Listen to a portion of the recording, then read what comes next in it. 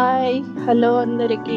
దేవీ నవరాత్రుల్లో 7వ రోజు శ్రీ మహాచండీ దేవికి, 8వ రోజు శ్రీ సరస్వతి దేవికి సమర్పించే ప్రసాదాలు ఈ వీడియోలో షేర్ చేసుకుంటున్నాను. అమ్మవారికి 7వ రోజు కదంబం, 8వ రోజు బెల్లం పరిమాణం ఎలా చేసుకోవాలో ఈ వీడియోలో మీకు చూపిస్తున్నాను. ఇప్పుడు ఫస్ట్ రైస్ ని తీసుకొని రైస్ ని బాగా కడిగి ఒక గ్లాస్ రైస్ కి 3 గ్లాసుల చొప్పున వాటర్ ని పోసి కొద్దిగా సాల్ట్ వేసి రైస్ ని ప్రిపేర్ చేసుకోవాలి. ఇప్పుడు కందిపప్పును తీసుకొని బాగా కడిగి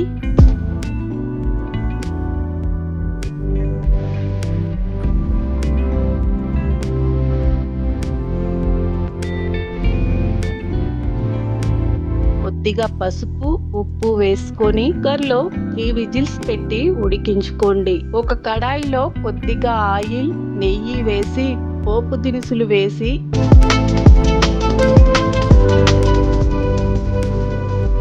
ఆనియన్, ఇలా కట్ చేసుకున్న పచ్చిమిర్చి వేసి కొద్దిగా పసుపు వేసి వేగిన తరువాత కరివేపాకును వేసుకొని వేయించుకోండి.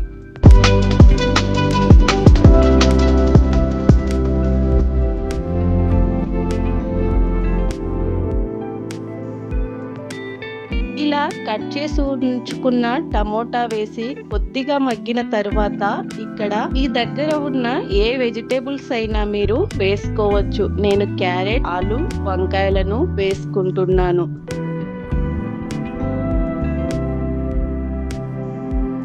ఇలా కట్ చేసి ఉంచుకున్న వెజిటేబుల్స్ ని వేసుకొని కొద్దిగా సాల్ట్ వేసి బాగా కలిపి కొద్దిగా వాటర్ పోసి వీటిని బాగా ఉడికించుకోండి.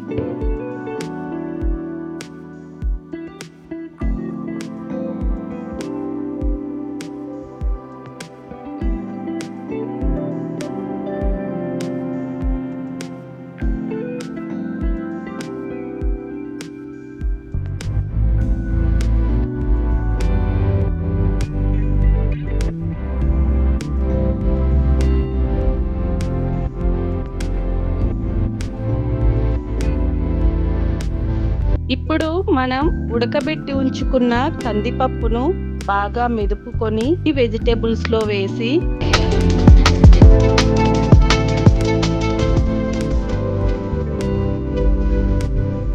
సాంబార్ పౌడర్, ధనియాల పొడి, కారం పొడి వేసి బాగా కలుపుకొని కొద్దిసేపు ఉడికించుకోండి.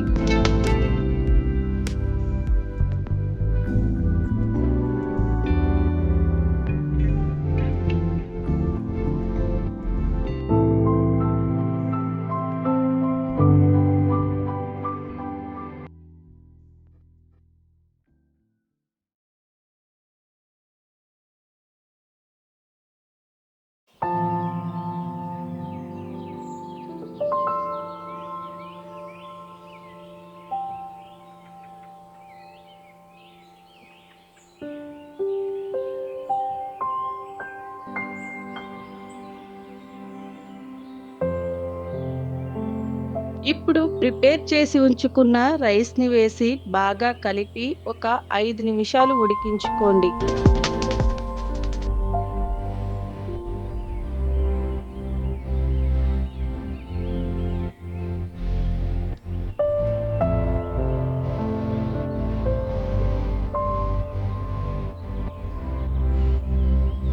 ఇక్కడ అమ్మవారికి ఎంతో ఇష్టమైన కదంబం రెడీ అయింది. ఇప్పుడు బెల్లం పరిమాణం ఎలా చేసుకోవాలో చూపిస్తున్నాను. బెల్లం పరిమాణం కోసం ఒక గ్లాస్ రైస్ కి హాఫ్ గ్లాస్ పెసరపప్పును వేసి మీడియం ఫ్లేమ్ లో వేయించుకోండి. ఇప్పుడు కొద్దిగా వాటర్ పోసి బాగా కడిగి ఒక గ్లాస్ కి 3 గ్లాసుల చొప్పున వాటర్ ని యాడ్ చేసి ఉడికించుకోండి. ఇప్పుడు బెల్లం ని కొద్దిగా వాటర్ పోసి కరగబెట్టుకొని ఉంచుకోండి. ఆ వాటర్ ని రైస్ బాగా ఉడికిన తర్వాత రైస్ లో వడగట్టి పోసుకొని బాగా ఉడికించుకోండి.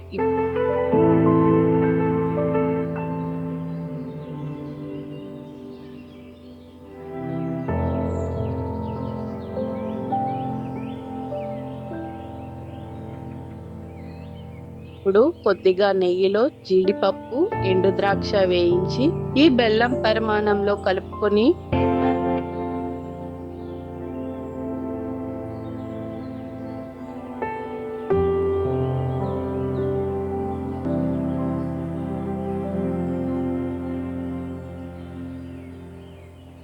మీ దగ్గర పచ్చి కొబ్బరి ఉంటే ఇలా సన్నగా కట్ చేసుకొని యాడ్ చేసుకోండి, చాలా రుచిగా ఉంటుంది. ఒకసారి ట్రై చేయండి. ఇక్కడ సరస్వతి దేవికి ఎంతో ఇష్టమైన బెల్లం పరమాణం రెడీ అయింది. మీకు ఈ వీడియో నచ్చినట్లయితే నా ఛానల్ ని లైక్ చేసి, షేర్ చేసి, సబ్స్క్రైబ్ చేసి సపోర్ట్ చేయండి. Thank you for watching.